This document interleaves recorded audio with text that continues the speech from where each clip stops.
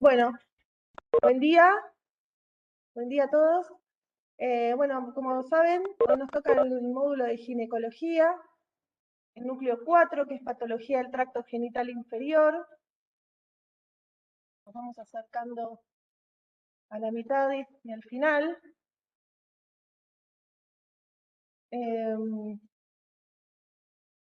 La patología del tracto genital inferior, primero vamos a definir un poco qué es el tracto genital inferior, ¿sí?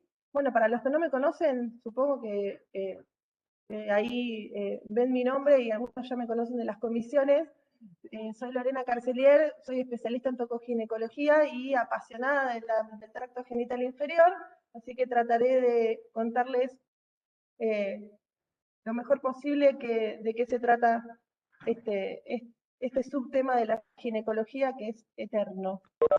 Para poder comprender muchas cosas tenemos que repasar un poco la anatomía y qué es el tracto genital inferior.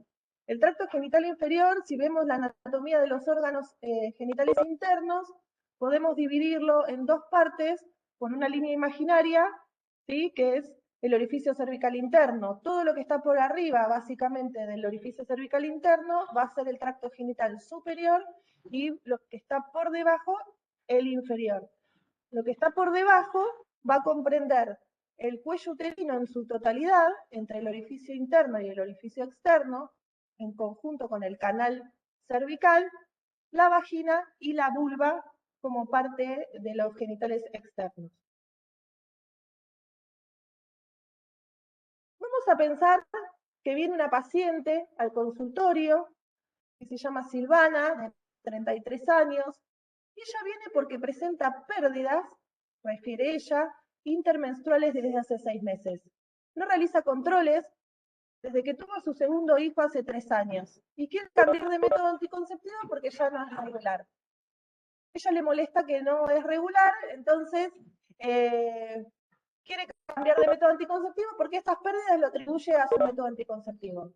¿Sí? Como método anticonceptivo utiliza anticonceptivos orales y como antecedentes clínicos solamente es tabaquista de 10 cigarrillos por día, nada más y nada menos, sin otros antecedentes de relevancia. Para poder ayudar a Silvana tenemos que saber mucha epidemiología y saber qué es lo que puede tener Silvana. Por lo tanto, tenemos que conocer las enfermedades prevalentes de la mujer en las diferentes etapas de la vida. Ya han visto que el cáncer de mama es uno de los primeros cánceres en la mujer y que son prevalentes y que es difícil también de pesquisar a tiempo. Y el cáncer de cuello de útero es el que le sigue en tumor ginecológico, ¿sí? Entonces, es una enfermedad en la que nosotros debemos y tenemos que prestar atención. No solamente en el cáncer de cuello de útero, sino también en las lesiones preclínicas al cáncer de cuello uterino, como son las lesiones intraepiteliales, y que ahora después vamos a ver que están asociadas al virus del papiloma humano. No solamente la prevalencia es una de las primeras en estadística mundial en la mujer, sino también la mortalidad. Aún hoy, a pesar de todas las herramientas que tenemos a mano, a veces no tan a mano, el cáncer de cuello uterino es uno de los que producen más mortalidad en las mujeres a nivel mundial y a nivel en Latinoamérica sobre todo, ¿sí? Si vemos este gráfico, podemos ver que la incidencia de casos de cáncer de cuello va aumentando con la edad, con un pico máximo entre los 35 y los 60 años. Antes quizás era más corto este periodo, ahora se ha visto que aún a los 60 años se diagnostican nuevos cánceres de cuello uterino. Y la mortalidad, fíjense la curva, que es exponencial conforme avanza la edad. Por lo tanto, esta incidencia va acompañada de una gran mortalidad. Se estima que en Argentina casi el 30%, o es casi el 30% de las mujeres diagnosticadas con cáncer de cuello de útero se van a morir en un año. ¿Sí? Entonces es muy importante y se diagnostican más de 4.700 cánceres de cuello por año. 1.700 aproximadamente es la tasa de mortalidad anual. Por lo tanto, es algo que tenemos que estar sí o sí atentos.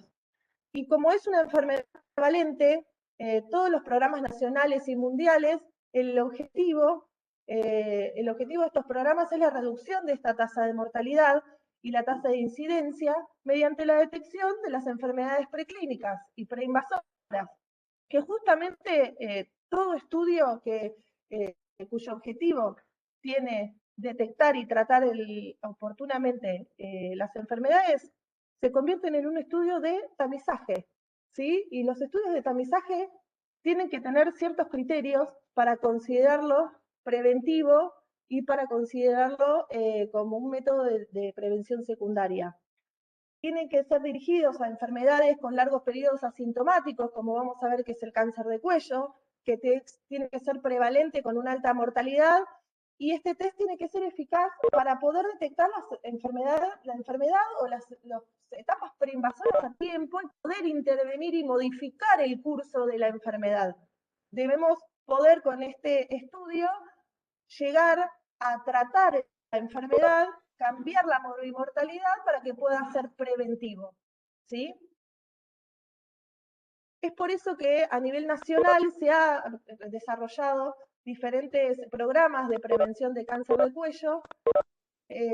Por ahí el más famoso y el más grande se ha producido en el norte de la Argentina, donde tiene mayor incidencia y mayor mortalidad en las mujeres en el cáncer de cuello, y se ha postulado varias modalidades de tamizajes, que después vamos a ver. Para seguir conociendo un poquito más la enfermedad y poder ayudar a nuestras pacientes, tenemos que saber que el cáncer de cuello, si bien sabemos que el principal responsable en un 99% es el virus del papiloma humano, es necesario que lo contraiga, pero no es suficiente. No todas las pacientes que tienen HPV van a tener un cáncer de cuello de útero, ¿sí? Sí.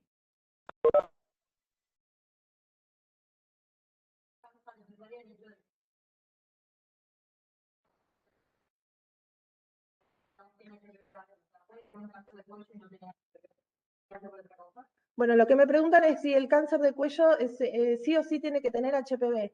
Eh, se está viendo que hay cáncer de cuello sin presencia de HPV y son de otras estirpes y es el mínimo de las veces, pero se ha visto que hay cánceres sin HPV.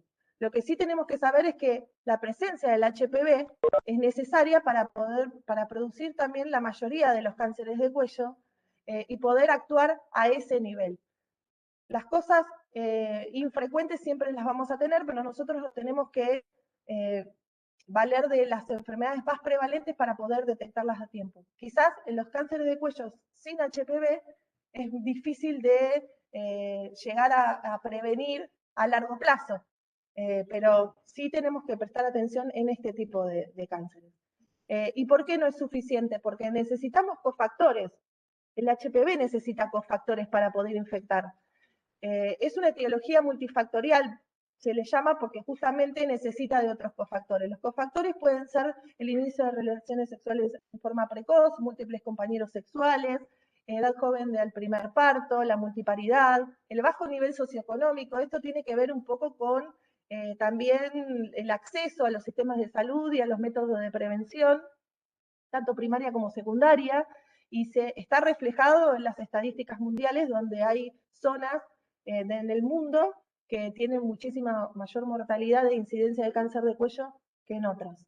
Por supuesto, otras enfermedades de transmisión sexual que estén asociadas y fundamentalmente el tabaco. El tabaco es un cofactor muy importante para que los HPV carcinogénicos hagan su oncogénesis y se integre al ADN viral, al ADN celular y produzca cáncer.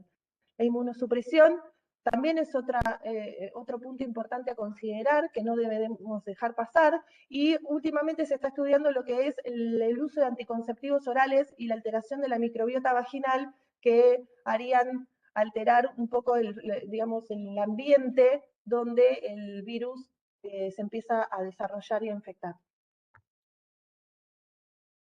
Si seguimos investigando a la infección, a la fisiopatología, vemos que de cerca del 90% de los carcinomas de cuello se generan sobre la zona de transición del epitelio pavimentoso, que ahora lo vamos a ver. Y el precursor, o sea, la etapa preclínica que dijimos, tiene que ver con todas las enfermedades que producen displasia cervical, no llegan a ser cáncer, ¿sí? Y no todas las enfermedades displásicas del cuello del útero van a producir cáncer, porque no todos los HPV producen cáncer. Hay más de 200 tipos de HPV. Más de 40 tipos son los que producen infección a nivel del tracto genital inferior. Y se ha estudiado a lo largo de los años muchos tipos y cada vez aparecen más, pero sabemos que más del 70% de los cánceres de cuello uterino están producidos por el subtipo 16, el HPV 16 seguido del 18 y del 31. Luego se han avanzado en los estudios y se han conformado grupos de riesgo según los serotipos de HPV y estos que ven acá en la pantalla, el grupo de alto riesgo, están incluidos los que mayormente producen cáncer de cuello y después están estudiando otros con probable oncogénesis y los de bajo riesgo, que son fundamentalmente el 6 y el 11, que van a producir los condilomas o las verrugas genitales principalmente. Y dijimos que más del 90% se produce en la zona de transformación o la zona de transición. ¿Y qué es la zona de transición? Vamos a repasar, en vez de anatomía, ahora histología. El cuello uterino, si recuerdan, les dije que está comprendido entre el orificio cervical interno y el externo. El orificio cervical externo es el que divide anatómicamente la parte exocervical y endocervical, y a nivel de la histología vamos a tener que en el canal endocervical tenemos una sola capita de células cilíndricas glandulares que producen moco y que donde van a partir las criptas glandulares hacia el endocervix, y a partir de ahí, a partir del orificio cervical externo, el exocervix se va a conformar de varias capas celulares, diferentes entre sí, con entre 4 y 5 capas de células pavimentosas que van tomando diferentes formas, tamaños y disposición nuclear desde el estrato basal hasta el estrato superficial. Y esto va a sufrir modificaciones a lo largo de la vida. En el nacimiento podemos tener un efecto estrogénico materno, pero una vez que ese efecto estrogénico pasa, vamos a tener conformado el cuello uterino con el orificio cervical externo que coincide anatómicamente. ¿Sí? Esta unión, este paso del epitelio cilíndrico al epitelio pavimentoso, donde algunos pueden llegar a leer que se llama la lucha de epitelios, coincide con el orificio cervical externo. A medida que cuando inicia la pubertad y madura el eje hormonal, la exposición a los estrógenos hace que este epitelio cilíndrico se evierta al exocervix y por lo tanto vamos a tener que la unión escamocolumnar o esta transición de epitelios ya no coincide anatómicamente con el orificio cervical externo, va a estar más hacia exterior, hacia afuera, evertida. Y vamos a tener, como se ve acá en esta línea punteada, una nueva unión escamocolumnar. ¿Sí? Entonces, en este espacio comprendido en el orificio cervical externo y esta unión escamocolumnar, ya no vamos a tener epitelio pavimentoso. Lo vamos a tener por fuera de esa nueva línea.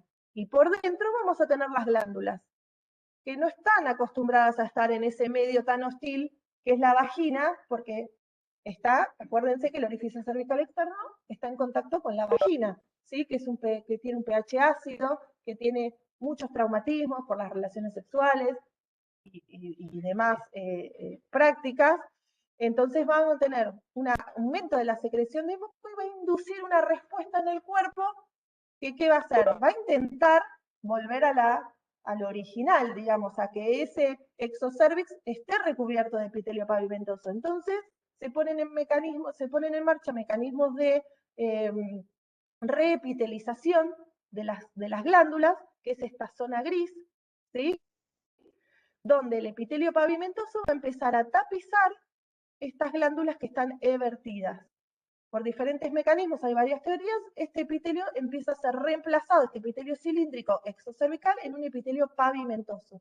Y eso, como en cualquier lugar del cuerpo, se llama metaplasia, ¿sí? Es la transformación de una estirpe celular a la otra. Entonces, acá vamos a tener ahora una nueva unión escamocolumnar, porque cuando terminamos de tapizar esta zona glandular, vamos a tener una nueva unión entre el endocervix y el exocervix, o sea, las células endocervicales y las pavimentosas. Entonces ahora ya vamos a tener dos límites unión de escamoculares, ¿sí? La original, que es la que está más hacia afuera, y la nueva, luego de que concluye toda la metaplasia pavimentosa, ¿sí?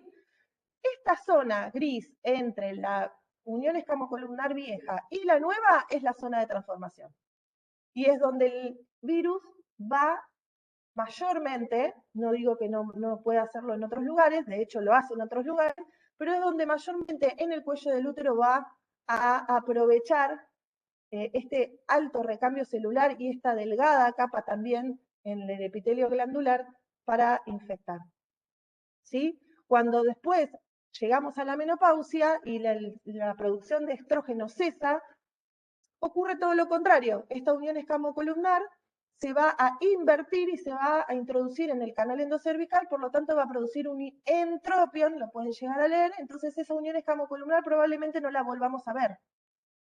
También hay que tenerlo en cuenta porque el virus puede seguir ejerciendo su acción en la posmenopausia. Y si nosotros no vemos zona de transformación, nos estamos salteando un lugar a estudiar. ¿Sí? Acá hay unas imágenes que esta es la ectopía. La ectopía es esta eversión de las glándulas que yo les expliqué al principio, que por efecto estrogénico se evidencia en el cuello del útero. Esto es una imagen de una ectopía. ¿Ven cómo es más brillosa y tiene mayor secreción diferente al epitelio pavimentoso que está alrededor, donde se ve un poquito más grueso, más opaco y más blanco? Y estas lengüetas que se ven blancas son estas lengüetas de epitelio pavimentoso intentando tapizar toda esta zona ectópica. ¿Sí? Acá ya está concluida esta zona de metaplasia, ya es madura, se llama que es madura, en este caso es inmadura, y acá tenemos una fotografía de una paciente menopáusica, ¿sí? Donde tiene el epitelio pavimentoso maduro, el metaplásico maduro, pero ven que la unión escamocolumnar ya está introducida en el canal y no es totalmente visible. Sabiendo esto, y esto es un poco lo que les expliqué recién, la disposición del epitelio y de las capas celulares en el epitelio pavimentoso es muy importante saberlas porque justamente el virus lo que hace es transformar esta disposición celular. En estas van viendo que acá, en un epitelio normal, las capas basales van a ser muy diferentes de las superficiales. Y tiene que ver un poco con la disposición, la función que ejercen estas células, la relación núcleo-citoplasma y cómo se van a disponer en los estratos. En los estratos más superficiales ya vamos a tener glucógeno, porque son células más maduras y que se descaman fácilmente.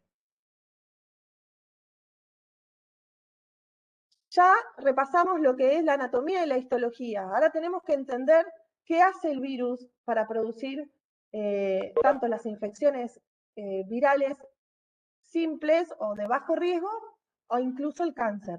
¿Sí? Dijimos que el HPV teníamos más de 40 tipos que infectan el tracto genital y es un virus ADN circular que en realidad tiene múltiples expresiones de proteínas, se las conoce como tempranas, tardías, eso no quiero entrar en detalle para no marearlos, pero son las responsables justamente de la carcinogénesis.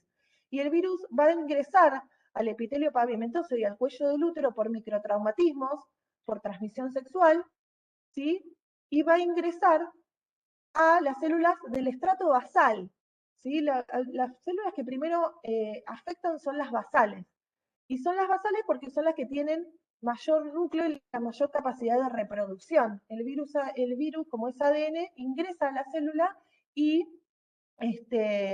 infecta estas células y puede tomar varios caminos. El virus puede quedar quietito ahí, ¿sí? Dependiendo de la regulación de su propio ADN, puede estar en estado episomal, o sea, infectar la célula, pero no integrarse al ADN, puede replicarse y puede generar una respuesta inmune local. ¿sí? Que es la mayoría de las veces, y por eso genera esta respuesta, esta infección transitoria de la que ustedes ya saben, pero también, en menor medida, los virus oncogénicos que tienen la capacidad de integrarse al ADN pueden producir alteraciones a nivel celular del huésped y desencadenar una cascada, que ahora vamos a ver por qué, y producir células atípicas. Entonces, por los microtraumas empiezan a infectar el estrato basal y ven cómo va modificando las células y la maduración celular que vimos antes, pero muchas veces la altera en baja medida, digamos, y entonces genera solamente una alteración del tercio inferior del epitelio, y conforme va avanzando la displasia que genera en esas células, no metaplasia, displasia, por alterar la maquinaria celular, puede generar diferentes tipos de lesiones intraepiteliales. Sí. Depende del poder, exactamente, depende del poder oncogénico y de el ambiente en donde está desarrollando ese poder oncogénico. Ah, porque no se escucha así. Me preguntan si depende solamente del tipo de HPV la producción de la oncogénesis o no. Y bueno, sí, depende del tipo de HPV, pero también depende de a quién infecte y qué maquinaria y qué defensas nos podamos encontrar o se pueda encontrar el HPV en el epitelio. ¿Y cómo produce estos virus oncogénicos el cáncer? Fundamentalmente, recuerden que les dije que el HPV tiene varias proteínas de expresión. Hay muchas, y tiene proteínas tempranas y proteínas tardías. Las proteínas tempranas, E de early, son las que, por ahí la E6 y la E7 son las que interactúan, sobre todo con los genes supresores de tumores y las proteínas supresoras de tumores que tenemos en las células, fundamentalmente la P53, que es el guardián del genoma, donde nosotros tenemos estas defensas para que cuando se detecte alguna alteración en la célula se induzca la apoptosis, entonces se programe la muerte celular, y el virus HPV en ciertas ocasiones se une a esta P53 fosforilándola y inactivándola, por lo tanto vamos a tener inhibida la apoptosis en las células. Por otro lado, la E7 se une a la proteína del retinoblastoma. La proteína del retinoblastoma lo que hace normalmente es regular el ciclo celular con el pasaje de la fase S, ¿sí? Y esta proteína E7, al inactivar la proteína del retinoblastoma, libera un factor de transcripción y de replicación celular, generando una proliferación descontrolada, ¿sí? La proteína del retinoblastoma es importante también en la carcinogénesis porque actúa a nivel del ciclo celular antes de la fase S y después de la fase S.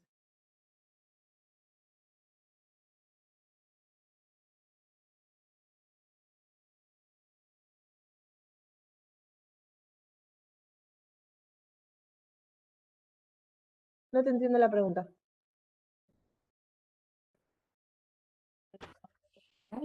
¿Se escucha, profe? Sí. Cuando usted dijo que el virus toma el estrato basal, en ese momento que dispuso que es detectable, esa detección... Claro, me preguntan cómo hace cómo le afecta el HPV en las capas celulares dependiendo de si es oncogénico o no. Y ahora te lo resumo en la explicación. Acá dijimos que podía tomar diferentes caminos el HPV.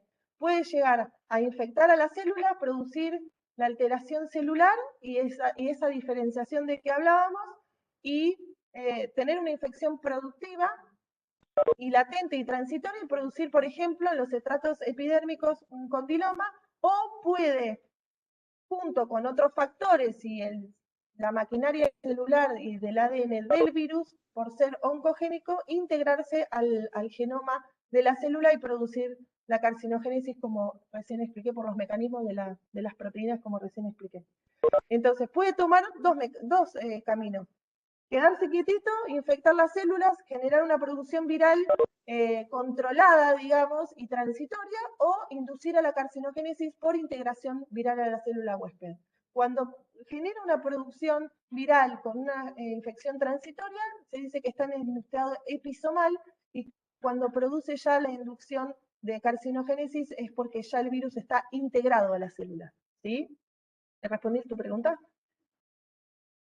Acá está el resumen, justamente, donde los caminos son diferentes y depende mucho de la inmunidad celular, de la respuesta celular y de la respuesta y la inestabilidad genética que podamos tener inducido por la integración del ADN viral.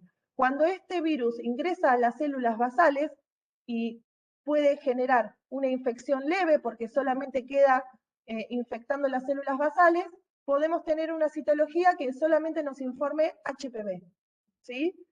Ahora, cuando empieza a generar la producción viral y a alterar los estratos los estratos del epitelio, que vimos que eran varias capas, puede empezar a alterar un tercio del epitelio, como ocurre en este caso.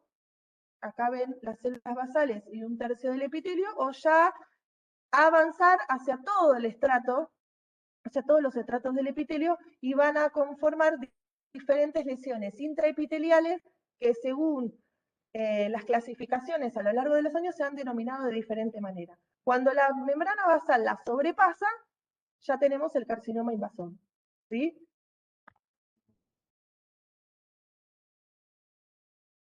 Sí.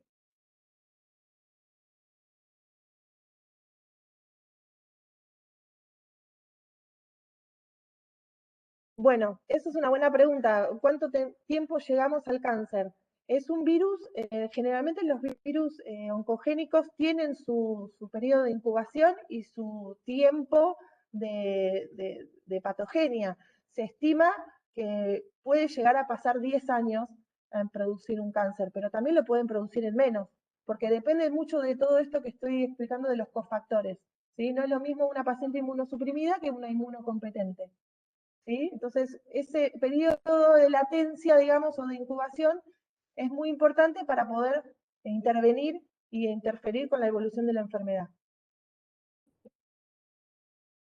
Profe.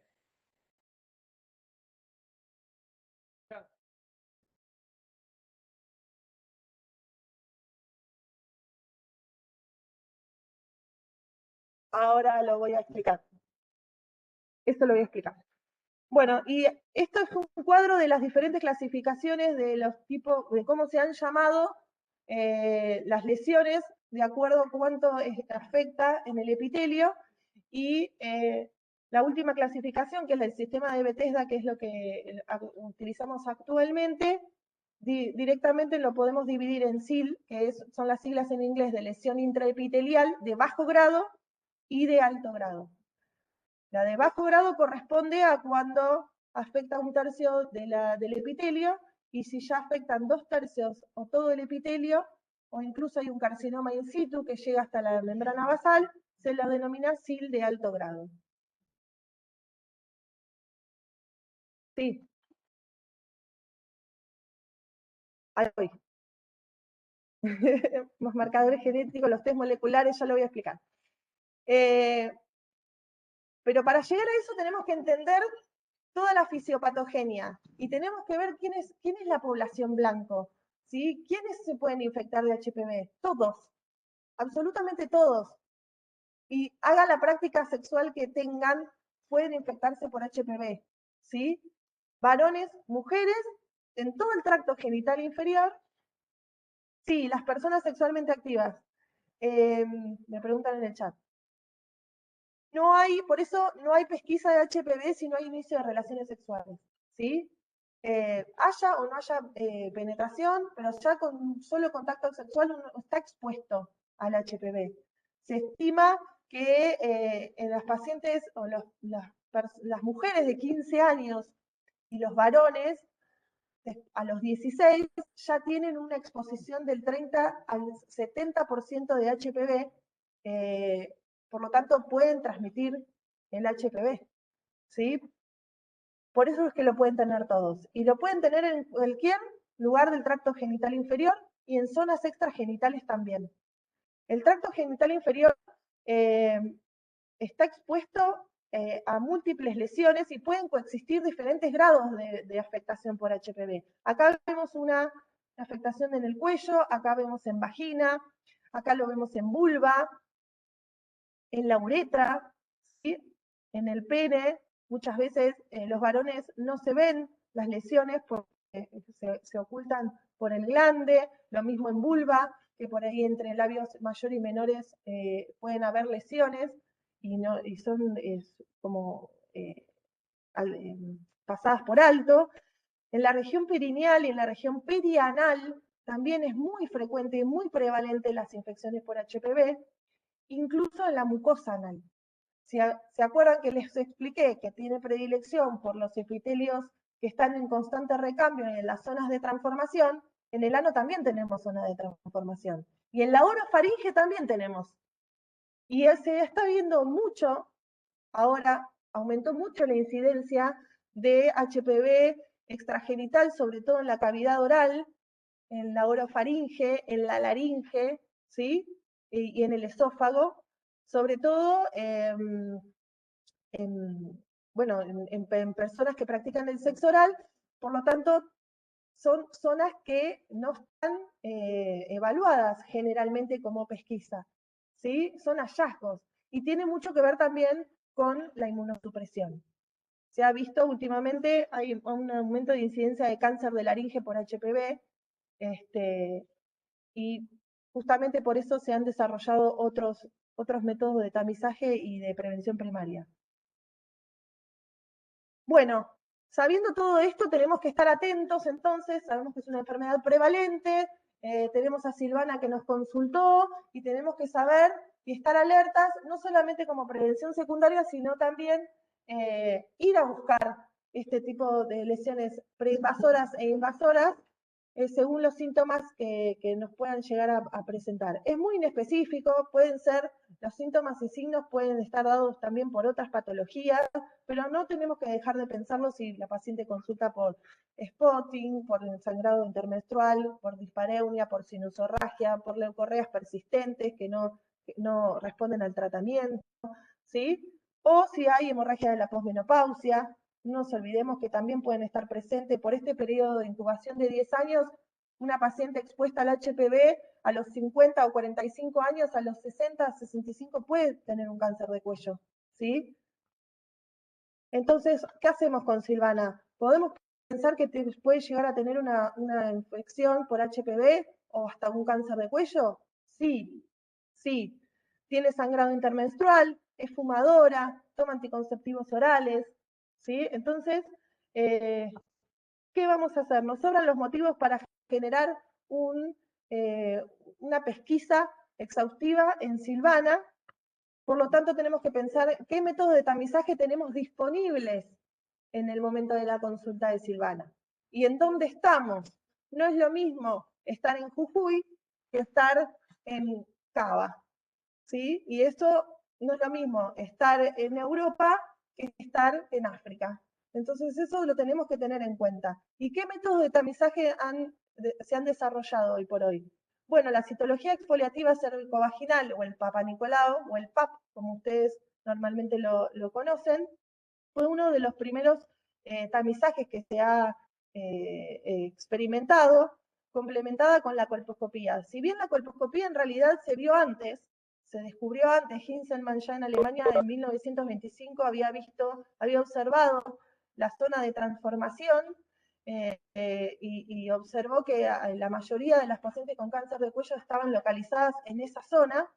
Se publicó más adelante junto con la contra que era en Estados Unidos George Papanicolaou en 1940, donde descubrió que el cáncer de cuello descamaba células cancerígenas y que se podían ver al microscopio. Entonces, por muchos años, el PAP y la colposcopía fueron los métodos de tamizaje que tenemos aún hoy, que han sido mejorados por otras técnicas, y la biopsia dirigida, que conforman el trípode diagnóstico para estas lesiones preclínicas y de cáncer de cuello de útero.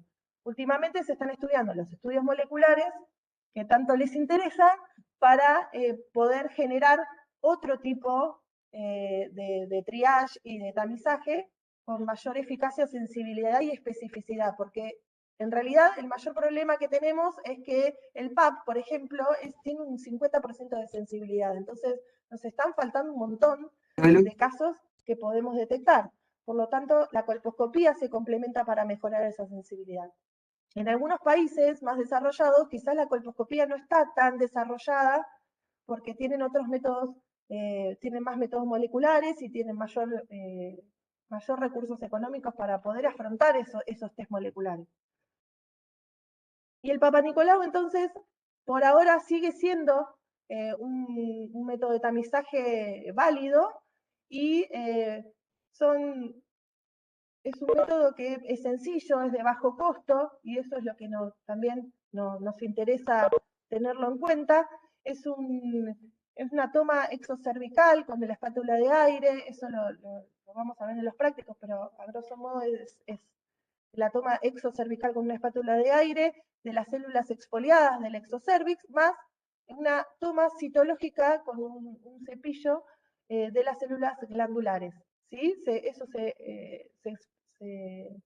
esparce en un portaobjetos y se fija con alcohol o con laca de pelo, de cabello, y se mira al microscopio. Es una técnica colorimétrica con hematoxilina, eosina y orange 6, y bueno, se pueden ver los diferentes tipos celulares de los estratos, tanto basales, parabasales y superficiales.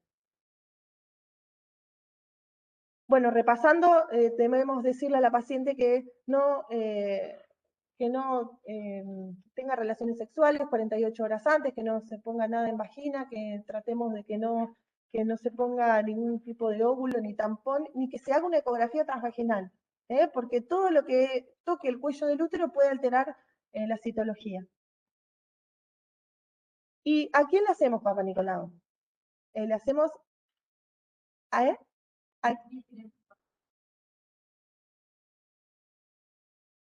Exactamente. Exactamente. No es lo mismo un programa de prevención de tamizaje poblacional, que son las guías que pueden estar leyendo del ministerio, donde por ahí dicen que recién se comienza a hacer Papa Nicolau a los 21 o a los 25 años y cada 3 años y hasta los 65, que la paciente que consulta al control, ¿sí? O que consulta por un signo sintomatología particular, donde nosotros debemos hacerle Papa Nicolau, tenga la edad que tenga, siempre y cuando haya iniciado relaciones sexuales, ¿sí? Por el periodo de incubación mínimo, se estima que mínimo hay que esperar un año para comenzar a hacer el tamizaje de control. Si la paciente inició relaciones sexuales hace 6 meses y ella viene con sinusorragia, no le vamos a decir que todavía no le vamos a hacer el Papa Nicolau, ¿sí? Por eso todo es modificable según criterio clínico, que no debemos perder. No nos debemos perder en la última moda y en el último test molecular, si no estamos alertas y no sabemos qué es lo que puede llegar a tener la paciente que consulta por un síntoma en particular, ¿sí? Exactamente. Profe, ¿puedo hacer Por una eso, pregunta? solo por control también hay que hacérselo. No solamente si presenta síntomas. ¿Se escucha, profe? Bueno, esto es lo que ya les dije anteriormente.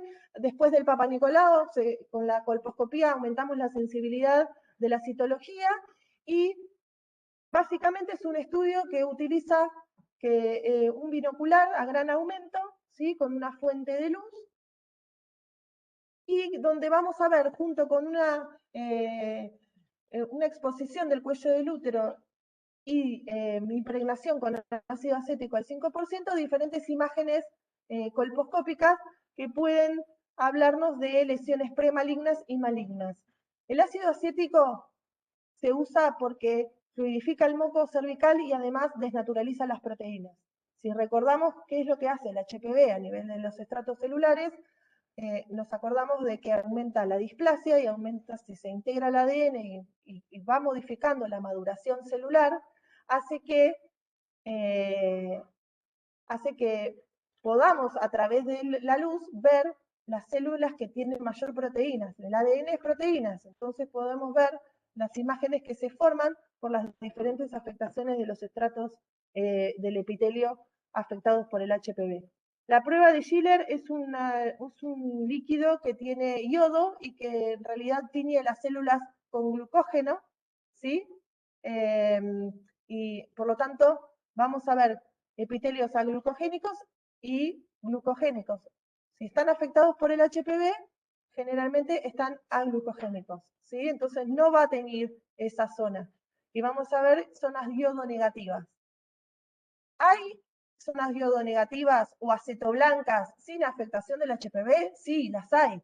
Por eso es que hay una enorme clasificación colposcópica que no se las voy a detallar, pero sí vamos a ver algunas imágenes que por ahí nos interesan. Esta es la ectopía y la exposición de las glándulas y del epitelio endocervical por el efecto estrogénico, ¿sí?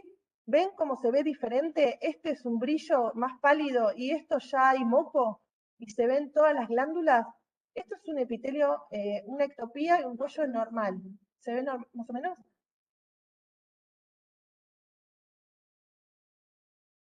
¿No lo ven ustedes bien? Bueno. Bueno, igual después se sube la clase. ¿Acá los ven bien?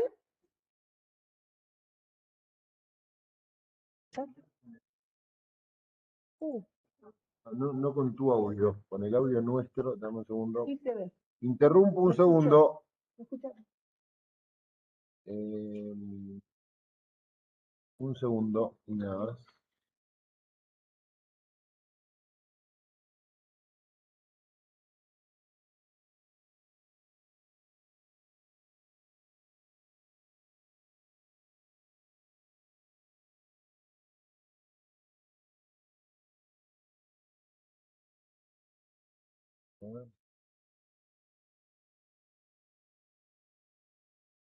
A ver, hagan una pregunta, a ver si escuchamos.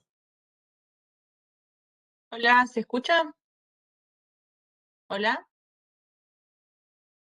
No.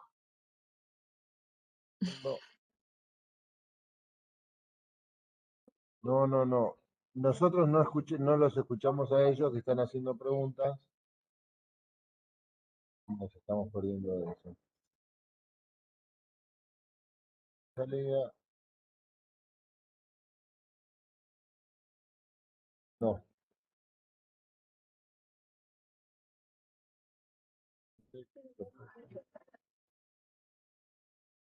Esto ya debería estar. Si no funciona, no funciona el speaker. Bueno, perdón, arrancamos de nuevo. No debe estar funcionando el speaker el parlante del proyector, gente.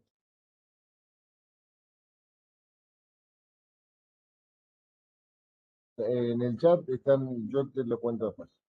Dale, tranqui. Bueno,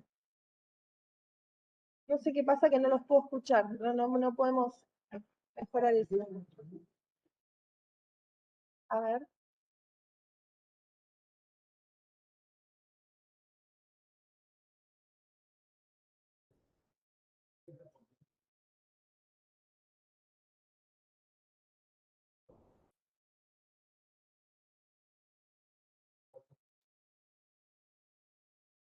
No, el PAP no.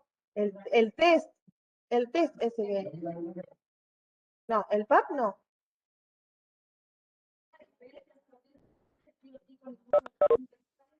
Sí.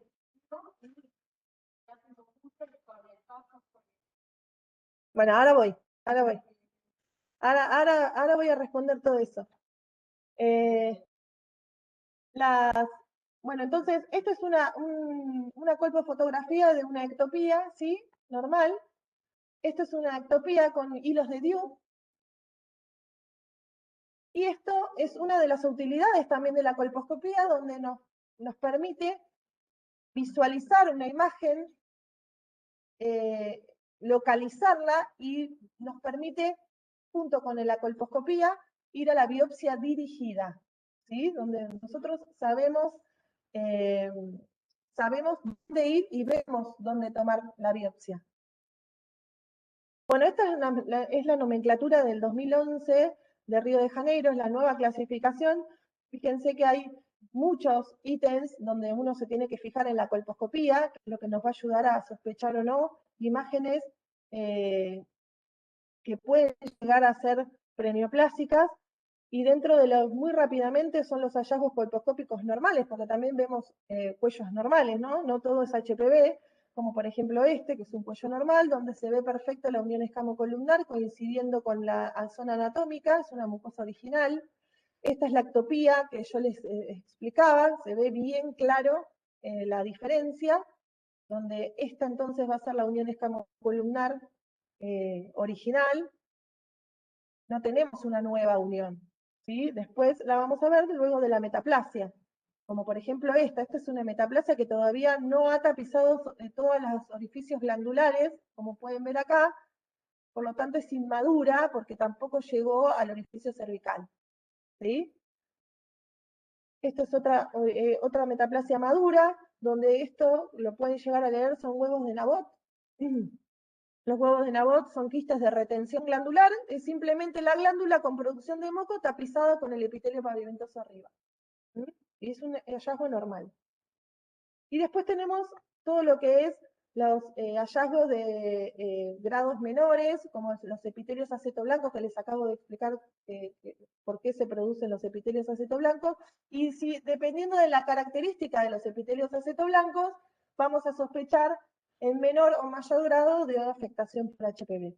Los que son delgados, con bordes irregulares y que tardan en aparecer y tomar el ácido acético, vamos a pensar por ahí que no son tan malos como los que ya pueden llegar a ser más gruesos, como este, cuando ya se ve la vascularización de fondo, toman un patrón más de mosaico, de puntillado grueso. Bueno, esas son varias imágenes, como por ejemplo esto, que nos tiene que hacer sospechar sí o sí en un cáncer, ¿sí?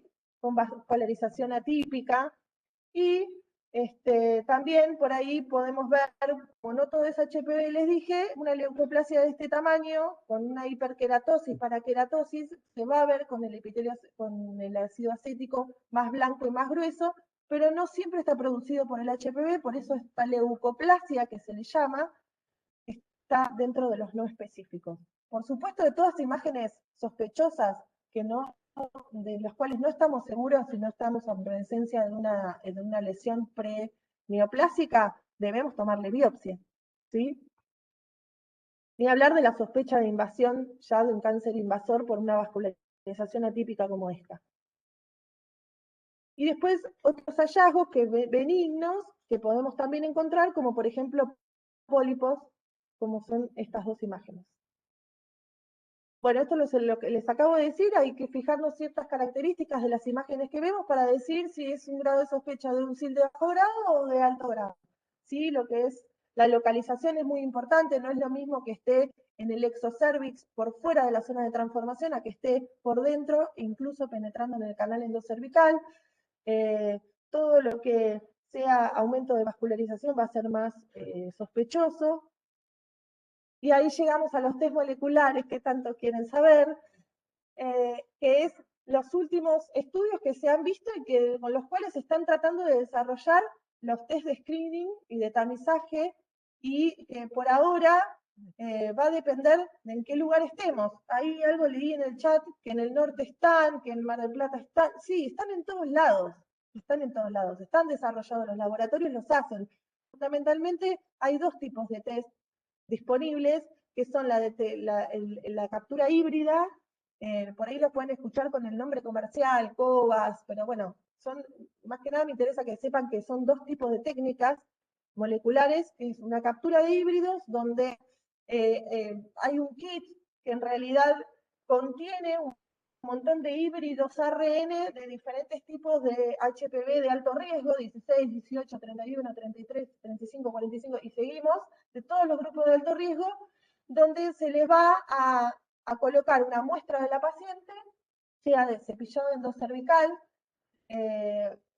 o 2 tipos de cepillados endocervicales, y donde ese kit va a colorear de tal manera, porque tiene una fluoresceína adherida a ese híbrido de ARN, donde se va, que va a describir la presencia de HPV de alto riesgo. Lo que no nos dice es qué tipo de HPV, ¿sí? Porque es un kit donde tenemos todos los híbridos de todos los grupos de alto riesgo.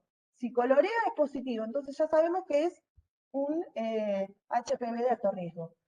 Eso es muy útil porque es mucho más barato que la detección por amplificación de PCR y nos permite hacer un triage de eso. Por eso es que está muy difundido en los programas de prevención y de tamizaje, ¿sí? Que es lo que se hizo en el norte con este programa en Jujuy, donde se detectó una alta incidencia de cáncer de cuello. Y la detección por amplificación de PCR es la genotipificación del tipo de HPV. ¿Sí? Ahí sí nos dice qué tipo de HPV tenemos. ¿Qué hacemos con el algoritmo, con el test de HPV? Bueno, dependiendo de para qué lo estemos usando, vamos a tener diferentes utilidades. Esto es un avance muy bueno porque en realidad se ve que con un test de BPH negativo uno puede diferir el nuevo control a 3 o 5 años, dependiendo de cómo da la citología y la colposcopía. Hoy acá en nuestro país no se hace solamente test de HPV en ningún lugar, pero sí se está tendiendo en los países desarrollados a que el test molecular funcione como screening y triage para después seguir con el Papa Nicolau y después la colposcopía.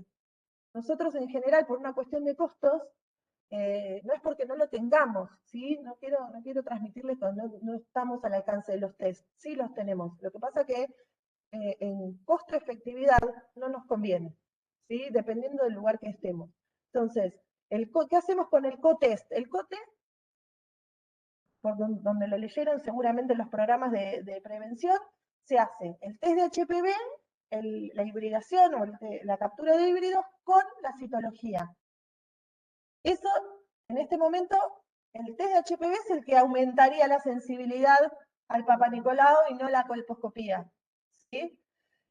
Lo repito, por una cuestión de costos, a veces se utiliza la colposcopía para aumentar la sensibilidad. Si tenemos un cotest negativo, nosotros nos podemos quedar tranquilos. La historia natural del HPV a que en 5 años probablemente no vaya a tener un cáncer de cuello uterino. Por ahí tiene una lesión preneoplásica, pero no el cáncer, ¿sí? Porque necesitamos ese periodo de carcinogénesis para que realmente pueda tener un cáncer. ¿Hay excepciones? Sí, hay excepciones. Pero bueno, esto es un estudio de tamizaje poblacional. No nos desenfoquemos de eso, ¿sí? ¿Por qué no se le pide el test de HPV a las menores de 30 años? Porque como ya les dije, el 70% de las menores de 30 años va a tener HPV en su cuerpo, en sus epitelios, en el tracto genital inferior, ¿sí? Entonces, no nos va a mejorar la evolución o por ahí genera tratamientos innecesarios de lesiones que por ahí se ven o que por ahí no se ven. Y si tenemos un test de HPV positivo y no tenemos lesión visible o no tenemos citología positiva, no nos sirve de nada, ¿sí? Probablemente cuando le repitamos el test de HPV va a dar negativo. Y genera angustia, genera sobre controles, sobre tratamientos. No tiene sentido epidemiológicamente pedir un test de HPV a los menores de 30 años. Después hay todo un algoritmo y indicaciones precisas a quién le pedimos test de HPV, pero no ya como tamizaje, sino para definir conducta.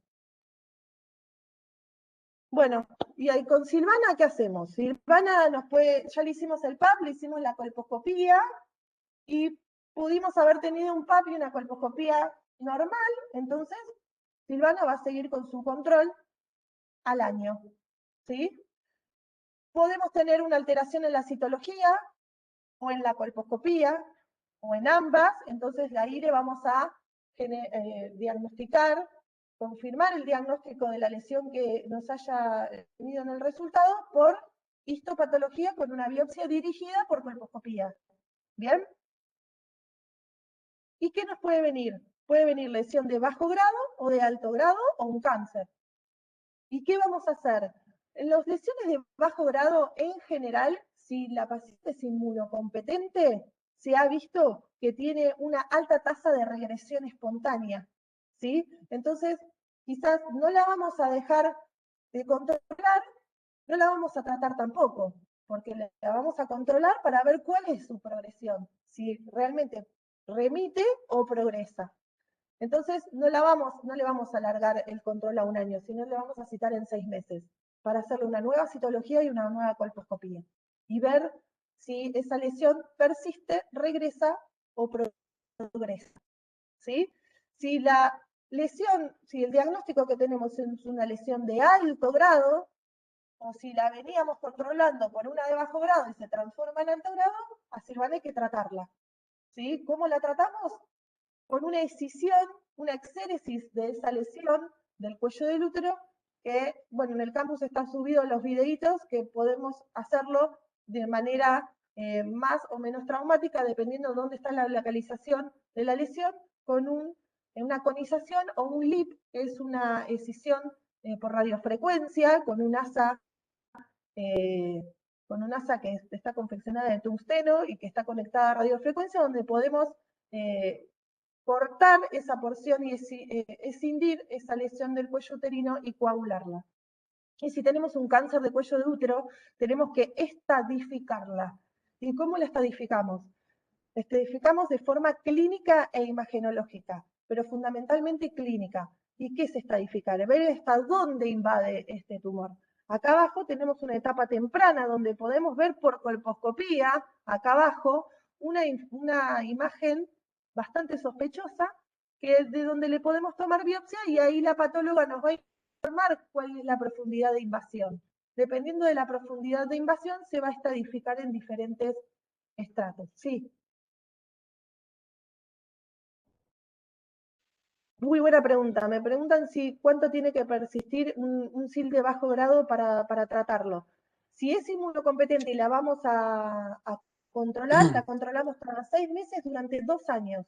Si vemos que en 2 años esa lesión persiste, dependiendo de los cofactores que tenga el paciente, dependiendo de la edad, de su gesta y paridad, podemos plantearle un tratamiento excisional. ¿Sí? Son 2 años, básicamente. Bueno, dependiendo entonces de la estadificación, vamos a tener, por supuesto, a mayor etapa, mayor progresión y mayor mortalidad y menor chance de curación. Las etapas tempranas, estadio 1B, 2B, donde ya vemos que está confinado solamente al cuello del útero, tiene posibilidad quirúrgica. Después ya cuando sobrepasa el cuello y empieza a infiltrarlo, que decimos los parametrios, que son los ligamentos laterales del cuello del útero que van hacia las espinas ilíacas, ya cuando hay progresión de esa invasión, ya es un estadio localmente avanzado y probablemente no hagamos demasiado con la cirugía. También tenemos que ver la profundidad, no solamente la profundidad de invasión, sino también la afectación ganglionar, que es el principal factor pronóstico junto con la invasión, con la profundidad de invasión del cáncer de cuello. Generalmente ya cuando no es quirúrgica se realiza quimioterapia y radioterapia concurrente. Pero bueno, lo importante es que además de todos los métodos diagnósticos que tenemos, cuando estamos en presencia de un cáncer de cuello uterino, tenemos que hacer un tacto y un examen ginecológico como lo que ya aprendieron, y además un tacto rectal para evaluar clínicamente si los parametrios están afectados o no. A través de la mucosa rectal se puede tactar el cuello del útero y los parametrios, ¿sí? Además de, generalmente, resonancia les pedimos para ver la afectación ganglionar.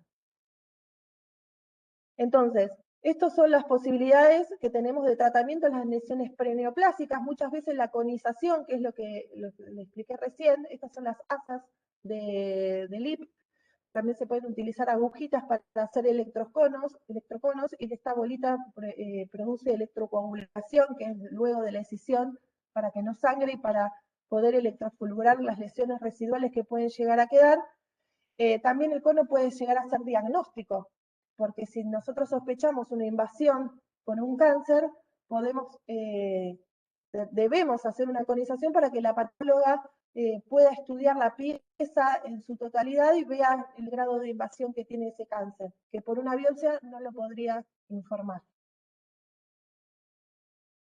Y después tenemos tratamientos destructivos locales, como la criocirugía, que es una destrucción de las lesiones que podamos llegar a ver mediante frío, ¿sí? Y después tenemos diferentes líquidos también para poder hacer destrucción de esas lesiones, como por ejemplo el ácido triclorocético, podofilina, podofilotoxina, que bueno, son diferentes métodos. Esto es lo que yo les expliqué recién. A mayor infiltración y profundidad, peor pronóstico, ¿sí? Y por supuesto, menor supervivencia. Miren qué importante es poder detectar a tiempo, aunque no lleguemos a la etapa preclínica, llegar a la etapa de los estadios iniciales del cáncer invasor. La supervivencia a 5 años es muy alta, entonces tenemos un montón de tiempo para detectar lo preclínico, incluso lo clínico, ¿sí? ¿Y tenemos más herramientas para hacer prevención? Sí, tenemos la prevención primaria.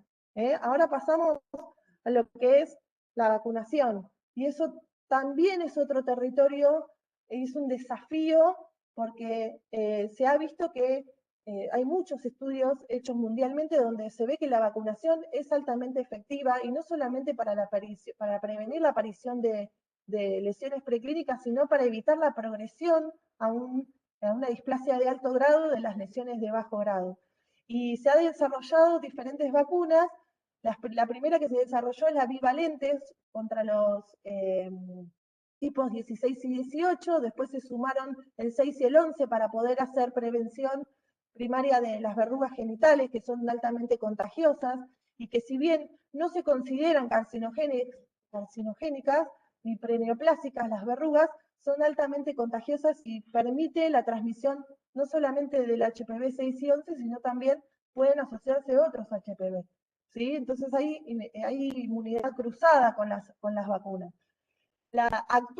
Actualmente se utiliza la cuadrivalente contra 6, 11, 16 y 18, y se ha aprobado también la nonavalente a nivel mundial, donde ya se agregaron otros tipos de alto riesgo, pero todavía en muchos lugares, incluso en Latinoamérica entera, tenemos poca disponibilidad y se estima que hasta el 2023 no vamos a tener la nonavalente. La cuadrivalente está en el calendario nacional, en todas niñas de 11 años, ¿sí? Nacidas a partir del año 2000, con 2 dosis, un esquema de 0 y 6 meses, y en las mayores de 14 años que no han llegado por el año de nacimiento, porque no pudieron acceder a la vacunación, deben colocarse 3 dosis con 0, 2 y 6 meses. Y en toda paciente inmunocomprometida a cualquier edad, ¿sí? Después se ha incorporado también la vacuna en varones, y se ha visto que tiene una alta tasa de efectividad, pero tenemos el problema de la poca adherencia a esta vacunación.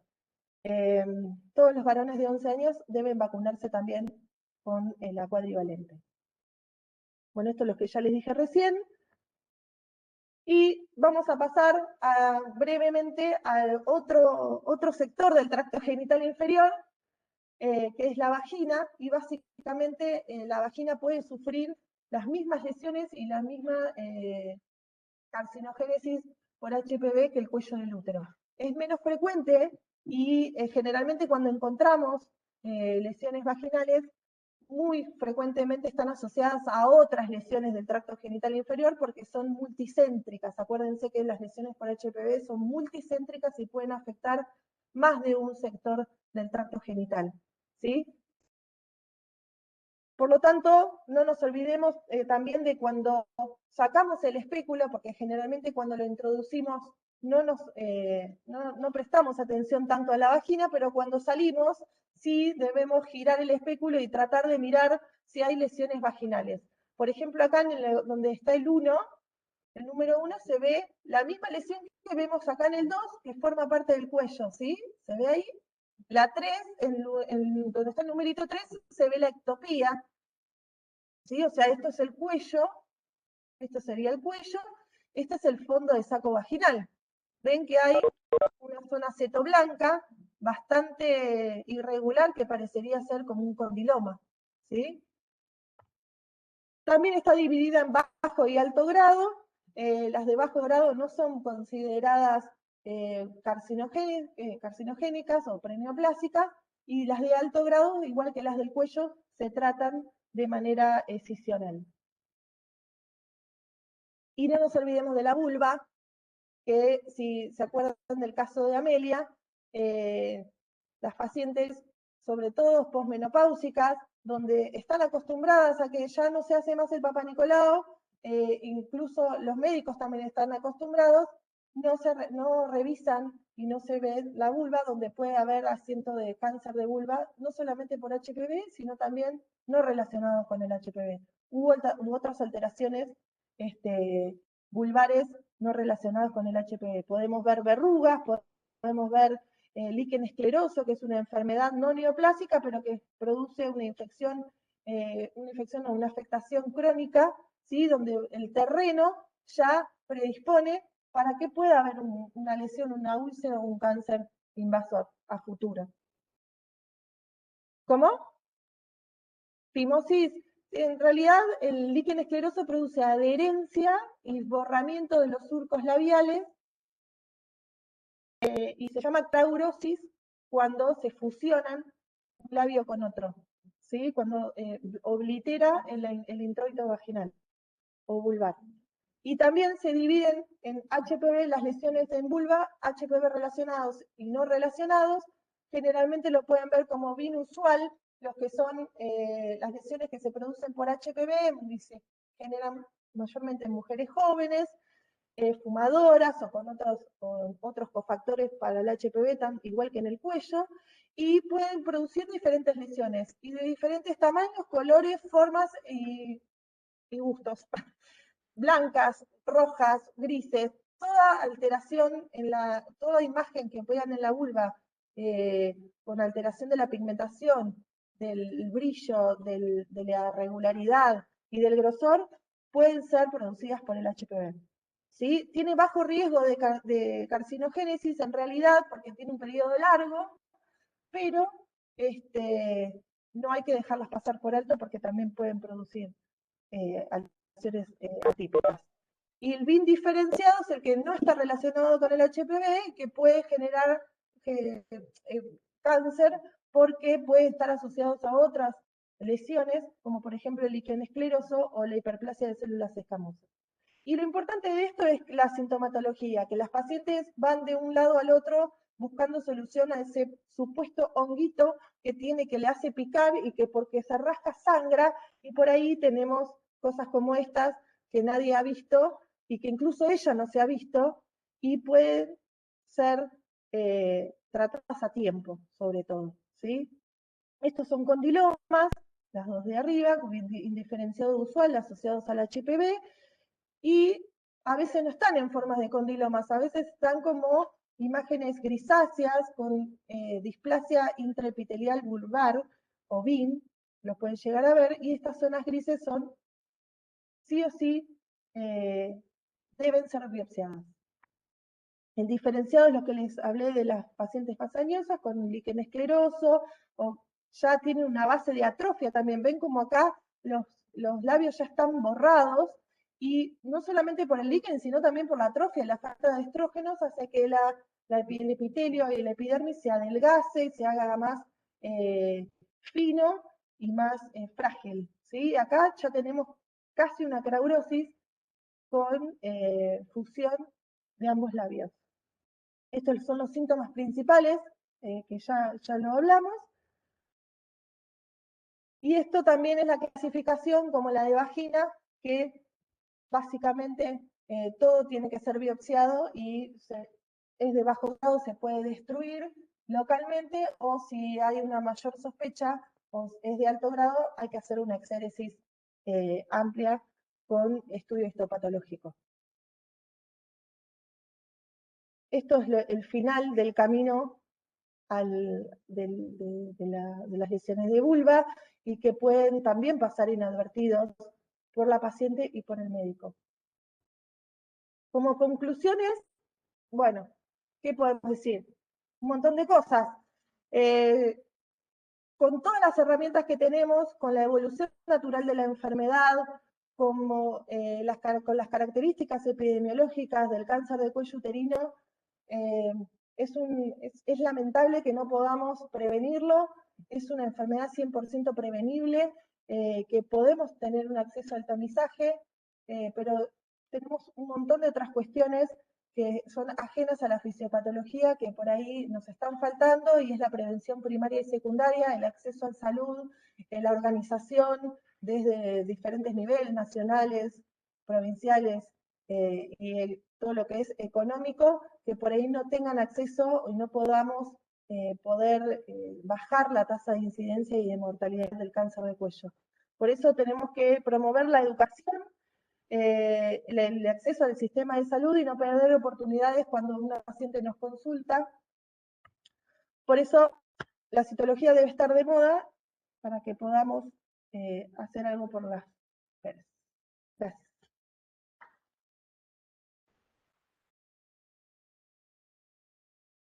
Sí. DHP.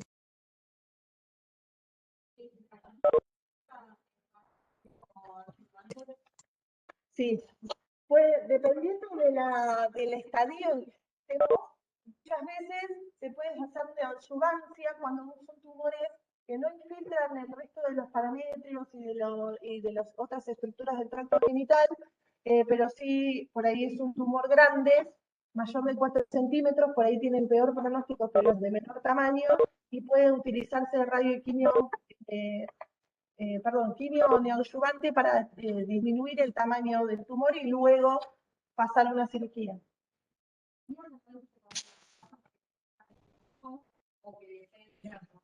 La histerectomía se considera en todo, en realidad la histerectomía es el tratamiento de elección en los primeros estadios, que se hace en realidad una colponexisterectomía, que a veces se pueden dejar los ovarios porque no tienen tanta afectación, pero con linfadenectomía más amplia en los estadios tempranos.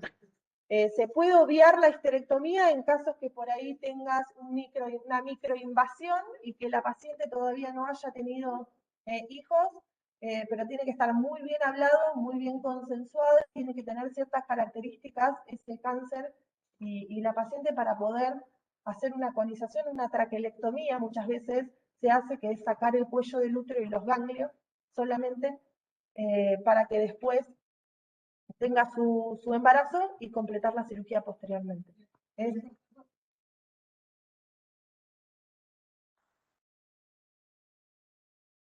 Y generalmente si me preguntan si al sacar el cuello y queda el útero, si es con fertilización, eso muchas veces se puede llegar a controlar, como no, hay pacientes que quedan embarazadas espontáneamente, rápidamente, y se puede terminar el embarazo y completar la cirugía.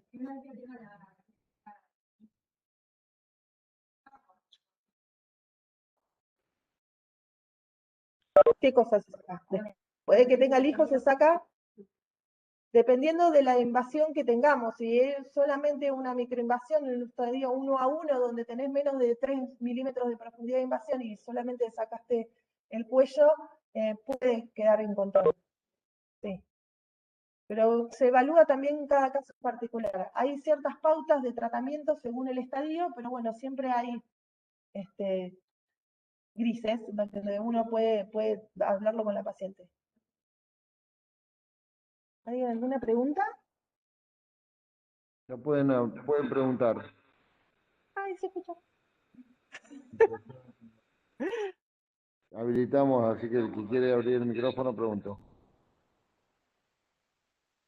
Profe, la pregunta que quería hacer yo más temprano, ¿se escucha? Sí, sí, se Ah, escucha, Valentina.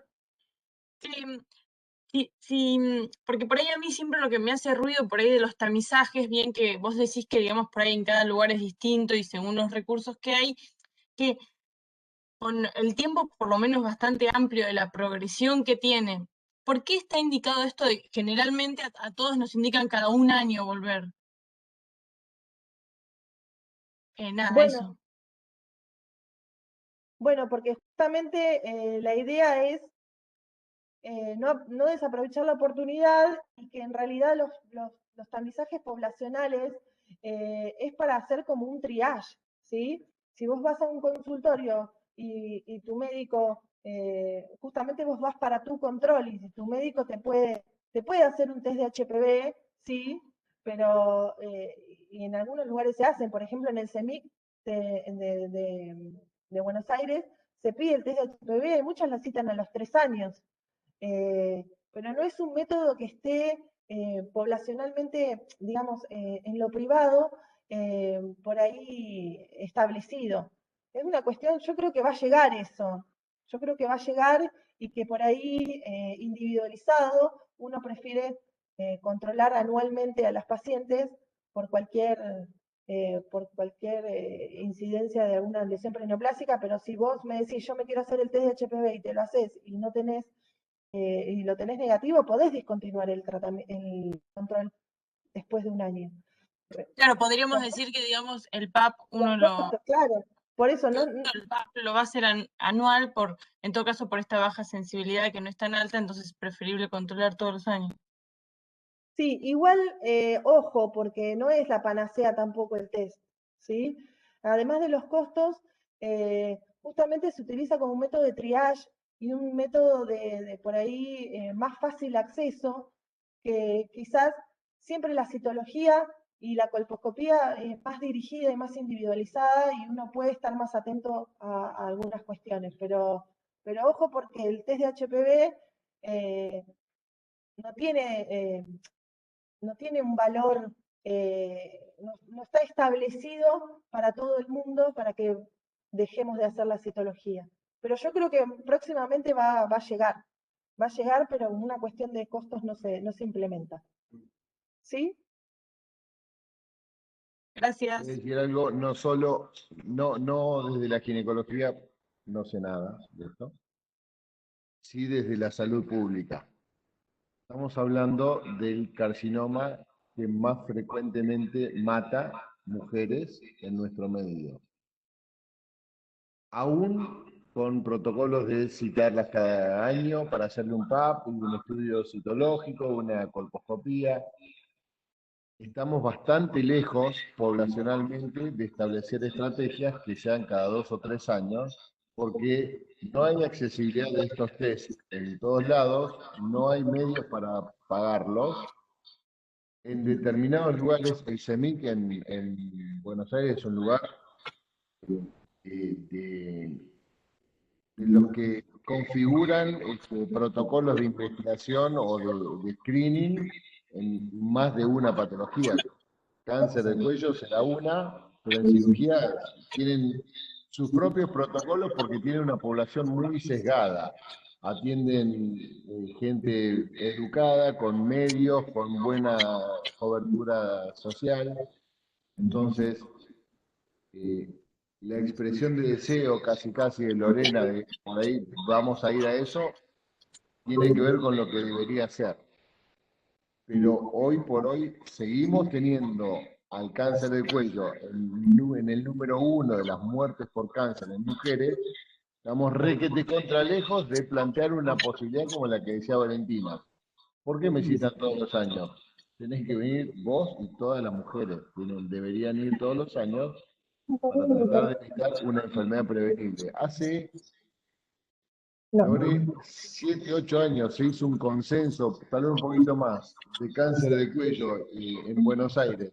Yo estuve, una cosa 2015. rara. Y el expositor dijo, el cáncer de cuello es una enfermedad transmisible.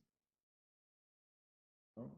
La sacó del cáncer de enfermedades crónicas no transmisibles y dijo, esto es una enfermedad transmisible, por lo tanto, si es transmisible, es prevenible. lo amplió, lo puso en un lugar de la salud pública muy interesante para cambiar esa mirada. Entonces, es una obligación como médico estimular, sea la especialidad que tengamos, a que la visita tiene que ser anual, tiene que ser anualizada, tiene que hacerse una consulta para detección precoz de patología. ¿De acuerdo? Valentina, va a seguir todos los Tienes años. que seguir haciendo el PAP. Está bien.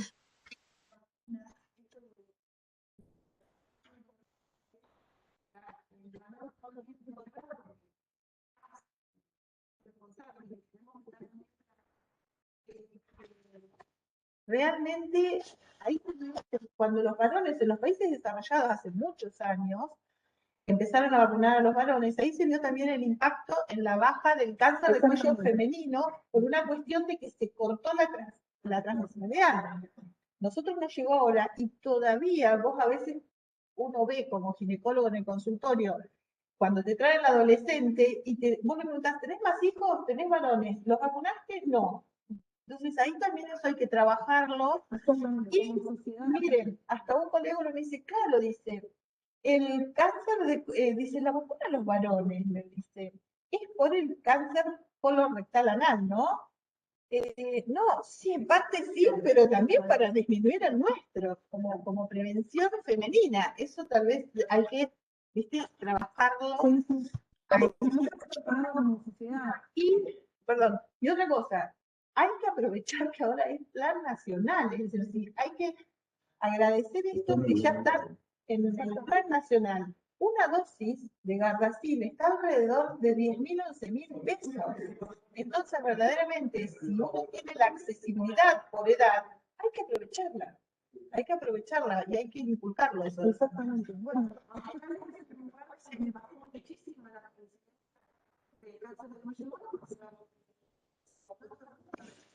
sí, se vacunó la población casi entera y de hecho seguimos apelando a la prevención primaria porque es lo que nos va a frenar el desarrollo y además, por otro lado, esto de las localizaciones extragenitales que por ahí uno no conoce y existen. En Estados Unidos ha aumentado un montón el cáncer de laringe y sobre todo en hombres que tienen sexo con hombres, así se los estudió.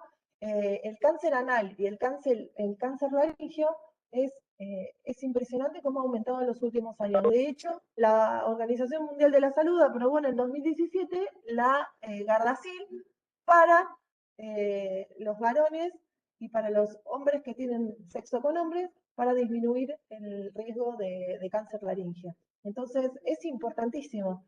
Y a nivel de salud pública todavía sigue siendo un desafío, como dice Gabriel, y estos lugares extrahospitalarios. HPV empezó haciendo ginecología pura. Después se le agregaron los proctólogos, ahora se le agregaron los otorrinos laringólogos, y ahora no sé si prestaron atención en una imagen de la derecha abajo, conjuntivitis. Sí. Ahora están los oftalmólogos. Fíjense la amplitud de este virus, cómo nos puede ir afectando. Entonces hay que estar alerta, entonces hay que trabajarlo desde la adolescencia con esto del cuando uno comienza con la actividad sexual, realmente el tema de la prevención de las cuidados, ¿no? Yo creo que la falta de educación a la población, se habla muy poco de estas cosas como no conozco que se le diga a las chicas, bueno, nosotros decíamos que la gente no se dé cuenta que es bonito al consultorio, ¿no? Por ahí a través externo, o bueno, de controlar, de mirar, de buscar, de conocer, lo vemos en el caso de mama. Bueno, no te podemos palpar cada uno en su casa, y sin embargo, de esto no se habla. No te comentan que puede dar en otro lado, ojalá tengas que tener este tipo de flujo, de tener candados intermenstruales. Y de conocerte tu cuerpo. Y no tiene y eso va a ser tan prevalente. Bueno, por eso el motivo de consulta de Silvania, ¿por qué fue a la consulta? Porque le molestaba no ser regular. nunca se le prendió la lamparita de que por ahí no tendría otra cosa. Hacía 3 años que no se controlaba y no estaba pensando en el test de HPV, Silvana.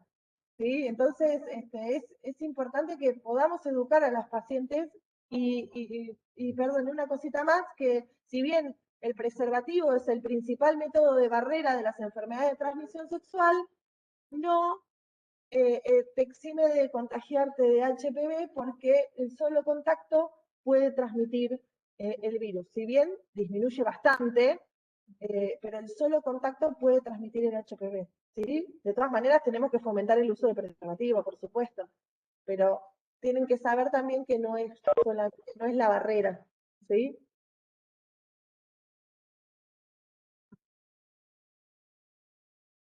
Sí.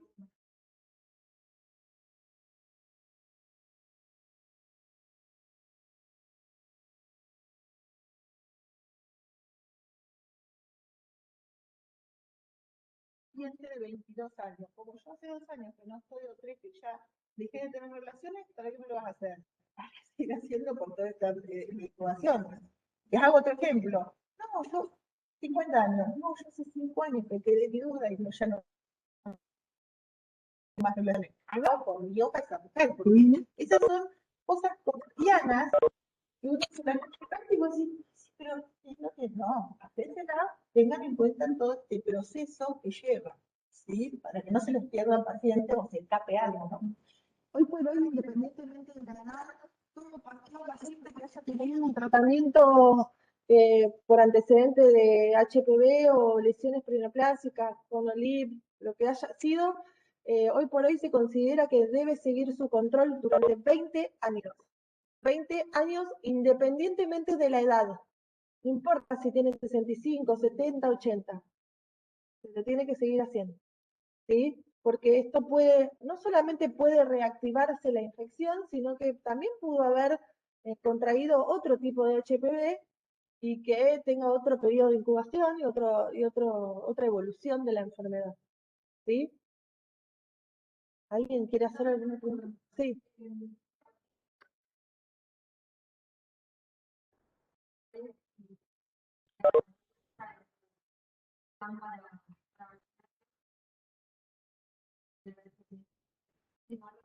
Siempre. Siempre se recomienda. Toda paciente